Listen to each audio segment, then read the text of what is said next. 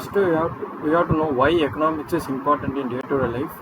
The study of economics helps the people to understand the world around them, and it enables the people to understand the people, businesses, markets, and governments, and therefore better respond to threats and opportunities that emerge when things change. These are some of the importance of economics: how to distribute the resources and how to achieve social efficiency, give info to make informed choice, give forecast for economy, how to fix market failure, understanding consumer behavior, and opportunity cost of decisions. Here I am going to explain about some important topics about managerial economics, like law of demand. Law of demand states that the quantity purchases varies inversely with respect to the price. Means the price of the product increase, the demand will decrease in the market. Example, if the 1 kg of tomato price is 50 rupees in the market, the person has only 50 rupees, so he is able to buy only 1 kg. On the other day, the 1 kg of tomato cost around 25 rupees, then the person will be able to buy 2 kgs or less than 2 kgs. So how the demand will affect the price. This is the corresponding graph for the law of demand. Law of supply. Law of supply, the quantity supplied and the price of the product is directly proportional.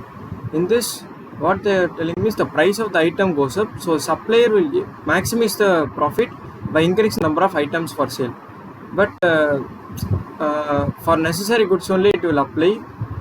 If the product, the price of the product is increases, the consumer will not have interest to buy those products in the market. So this is the corresponding graph for law of supply.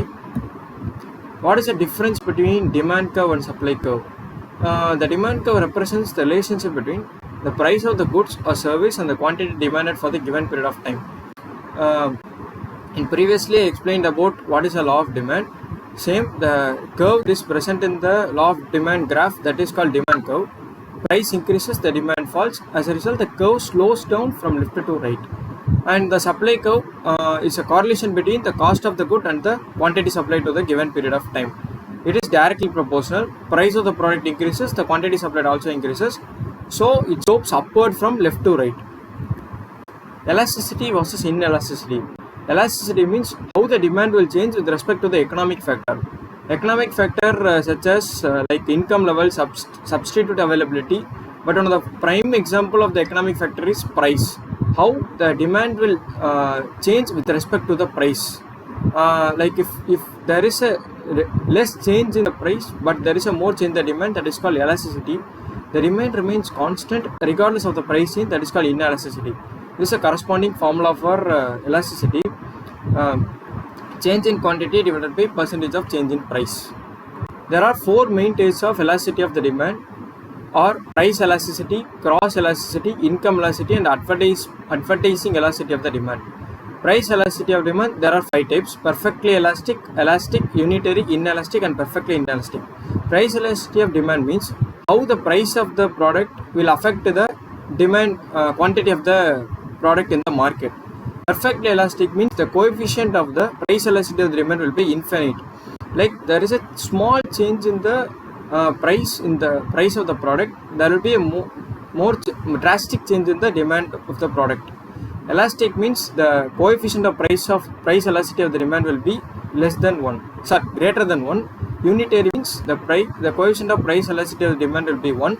Inelastic means the coefficient of price elasticity of the demand will be less than 1. Perfectly inelastic means the coefficient of price elasticity of the demand will be 0.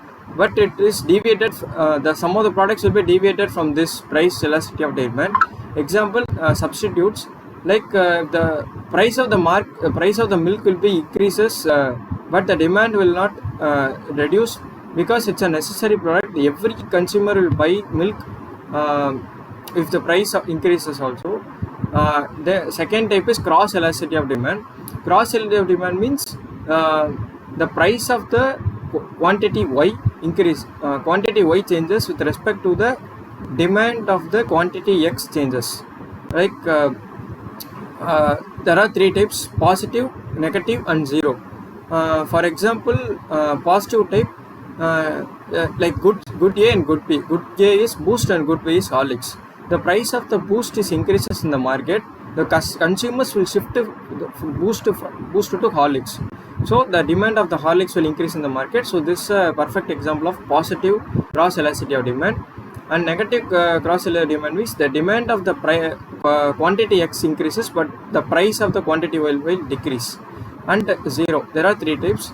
And income elasticity of demand means how the demand will differ with respect to the income of the consumer. There are 5 types: negative, zero, unitary, low and high. There are 2 types of goods. One is necessary goods and another one is luxury goods and inferior goods. Necessary goods are the consumer definitely buys those products irrespective of the income rise. Example, water, milk.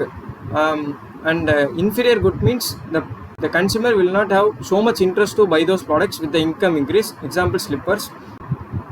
And luxury goods means many consumer will not able to buy those products. Example, premium cars and premium bikes. And advertising elasticity of demand, like how the advertisement will have impact on the quantity of demand in the market.